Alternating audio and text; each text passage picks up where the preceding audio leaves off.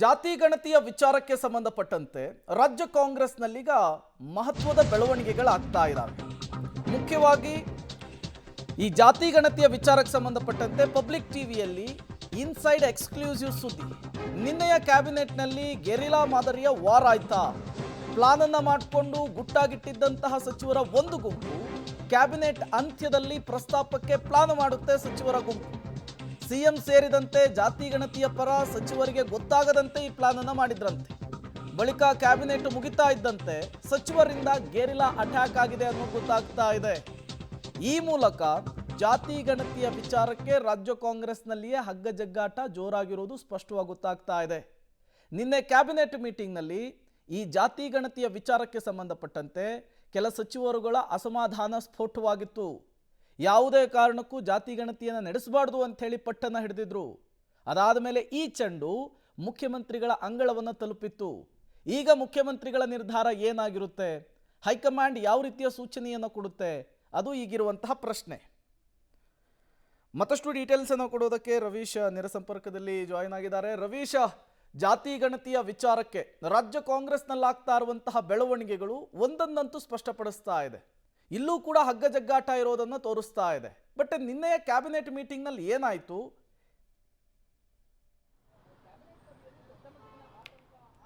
ಪ್ರೇಮ್, ಪ್ರಮುಖವಾಗಿರ್ತಕ್ಕಂಥದ್ದು ಒಂದು ಕ್ಯಾಬಿನೆಟ್ ಅಂತ ಸಂದರ್ಭದಲ್ಲಿ ಅಜೆಂಡಾ ಇರುತ್ತೆ, ಅಥವಾ ಅಜೆಂಡಾ ಹೊರತಾಗಿ ಕೂಡ ಕೆಲವು ವಿಚಾರಗಳನ್ನು ಪ್ರಸ್ತಾಪ ಮಾಡೋದಕ್ಕೆ ಅವಕಾಶ ಇರುತ್ತೆ. ಆದರೆ ಆ ಪ್ರಸ್ತಾಪ ಮಾಡುವಂಥ ವಿಚಾರವೂ ಕೂಡ ಕೆಲವರಿಗೆ ಗೊತ್ತಾಗುತ್ತೆ. ಅಂದರೆ ಈ ವಿಚಾರವನ್ನು ಪ್ರಸ್ತಾಪ ಮಾಡ್ತೀವಿ ಅಂತ, ಅಂದರೆ ಎಲ್ಲ ಒಂದು ಕಡೆ ಒಮ್ಮತಾಭಿಪ್ರಾಯ ಮೂಡಬೇಕು ಅನ್ನೋ ಕಾರಣಕ್ಕೋಸ್ಕರವಾಗಿ. ಆದರೆ ನಿನ್ನೆ ಜಾತಿ ಗಣತಿಯ ಸಬ್ಜೆಕ್ಟು ಕ್ಯಾಬಿನೆಟ್ ಮುಗಿಯೋ ತನಕವೂ ಕೂಡ ಇರಲೇ ಇಲ್ಲ. ಅಲ್ಲಿ ತನಕವೂ ಕೂಡ ಯಾರೊಬ್ಬರು ಕೂಡ ಈ ಸಬ್ಜೆಕ್ಟ್ ಬರುತ್ತೆ ಅಂತ, ಯಾಕೆಂದರೆ ಜಾತಿ ಗಣತಿ ಆರಂಭ ಕೇವಲ 4 ದಿನ. ಇಂಥ ಸಂದರ್ಭದಲ್ಲಿ ಈ ರೀತಿ ಆಕ್ಷೇಪ ವಿರೋಧ ವ್ಯಕ್ತ ಆಗುತ್ತೆ ಅಂತ ಸ್ವತಃ ಸಿಎಂ ಸಿದ್ದರಾಮಯ್ಯ ಅವ್ರಿಗೆ ಕೂಡ ಗೊತ್ತಿರಲಿಲ್ಲ. ಹಾಗಾಗಿ ಎಲ್ಲ ಒಂದು ಕಡೆ ಸಚಿವರ ಒಂದು ಗುಂಪು ಗೆರಿಲ್ಲಾ ಮಾಡೆಲ್ ಪೊಲಿಟಿಕಲ್ ಅಟ್ಯಾಕ್ ಅನ್ನ ನಿನ್ನೆ ಕ್ಯಾಬಿನೆಟ್ನಲ್ಲಿ ಮಾಡಿದೆ ಅನ್ನೋದು ಕೂಡ ಸ್ಪಷ್ಟವಾಗ್ತಾ ಇದೆ.